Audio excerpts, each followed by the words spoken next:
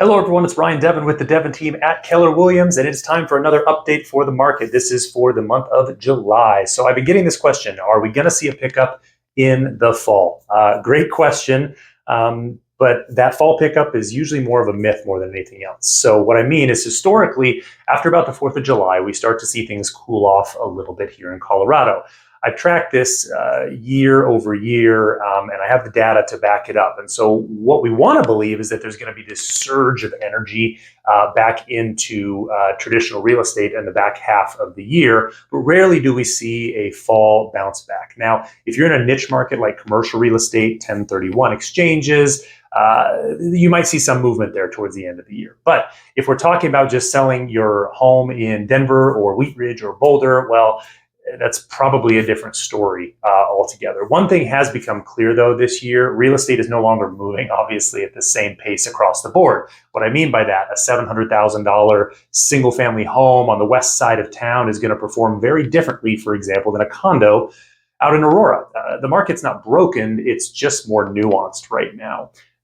So that's why I always say clarity comes from context. So what's happening in your zip code, in your price point, in your property type, it matters a whole lot more than what the headlines are saying. And in this market, radical acceptance isn't helpful, it's essential. So let's talk some numbers. Active listings, they're holding steady. That year over year gap that we've been watching, well, it's narrowing, but slowly. So we'll take progress, I guess, where we can get it. New listings, they're actually trending down. More and more sellers are realizing that February to April is more that prime time, and even the coming soon listings have dropped last week, although they're still higher than this time last year. Buyer activity as well, that dipped slightly from last week, and it's holding flat year over year. Predictive month supply is ticking upward, meaning there's more choices for buyers, but also more competition for sellers. Contracts expected to go under in the next 30 days. That's also dipped slightly. And showings slid week over week, though they are still up compared to this time last year. Also, on average, it takes more than 15 showings to get a home under contract right now. So that tells us the buyers are active, but they're very cautious. They're calculated. They're not rushing into anything.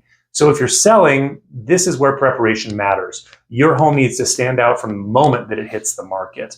First impressions, they're not just helpful, they are essential as you're selling your home. Median days on market, that's rising again. And the gap between this year and last year, well, that's growing on that. And price reductions, price reductions still very, very common. In fact, more than half of the homes under contract had at least one price cut. And the average reduction, it is getting larger. So what does that mean for all of you? Well, if you're a buyer, you've got a whole lot more leverage right now, but strategy is going to be key. If you're selling, pricing it right and making a strong first impression is going to be everything. As always, I'm happy to talk specifics. I live here, I work here, and I've helped hundreds of clients navigate through this exact type of landscape. So whether you're thinking about selling now or planning ahead for spring, let's talk strategy and work that with your goals. And remember, whether you're buying or selling, at the end of the day, I want to make sure you love where you live just as much as I do. So I hope this market update was helpful for you here for the month of July. Please reach out with any questions. Again, my name is Devin with the Devin team. Thank you so much. Have a wonderful and a blessed day. Take care. Bye-bye.